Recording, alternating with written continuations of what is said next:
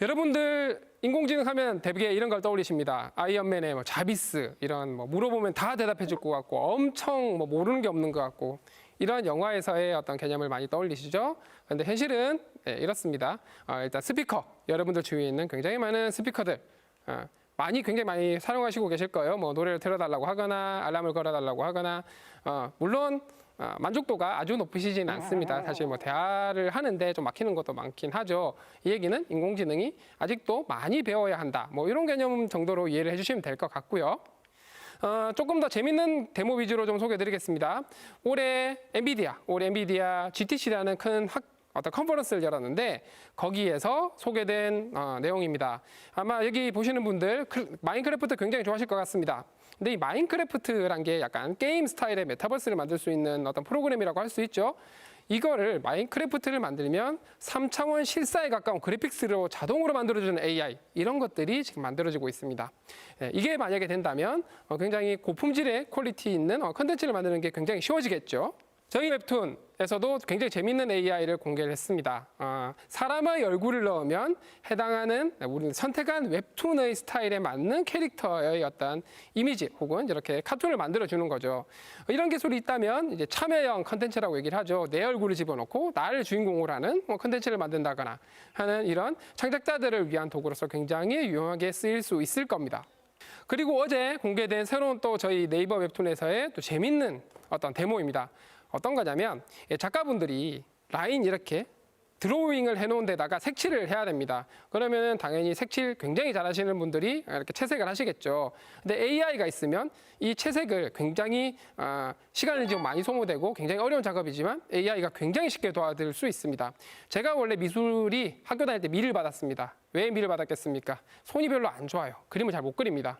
그런데 AI를 활용하면 저렇게 이쁘게 색칠을 할 수 있습니다. 색감이 조금 아쉽긴 하지만 어쨌든 굉장히 색칠을 잘했죠. 제가 직접 했으면 안 될 건데 AI 도움을 받아가지고 했더니 굉장히 잘 됩니다. 굉장히 강력한 도구가 될 수 있겠죠. 자, 인공지능 몇 가지 사례를 보여드렸는데요. 인공지능에도 여러 가지가 있다라고 합니다.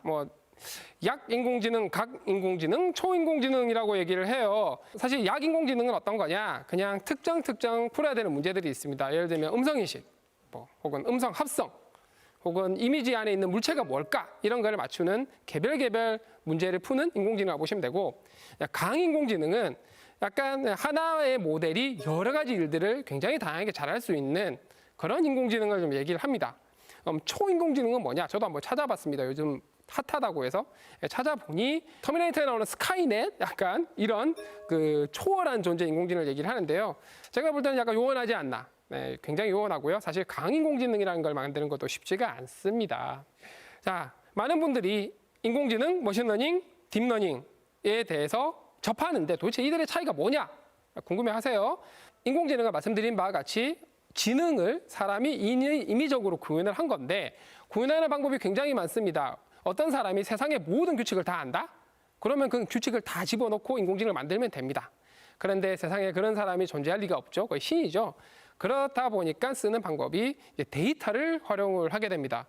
그래서 데이터로부터 뭔가 패턴을 자동으로 찾아내는 이런 기법을 머신러닝, 소위 기계학습이라고 얘기를 하죠. 그리고 이런 머신러닝 중에서도 뉴럴 네트워크, 인공신경망이라는 모델을 쓰는 경우를 딥러닝이라고 얘기를 합니다. 그래서 머신러닝과 딥러닝은 명확하게 포함 관계가 있고요. 인공지능은 이제 머신러닝을 이용해서 뭔가 구현을 한 그런 기능 정도로 봐주시면 되겠죠.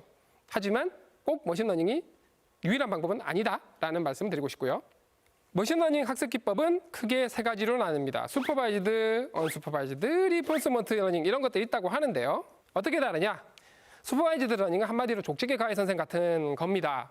그래서 답 딱 알려주고 문제 알려주고 자, 이 문제는 답이 이거야 하는 식으로 계속 반복 학습을 시키는 거죠. 효율이 훨씬 더 좋겠죠. 다만 답이 꼭 필요합니다.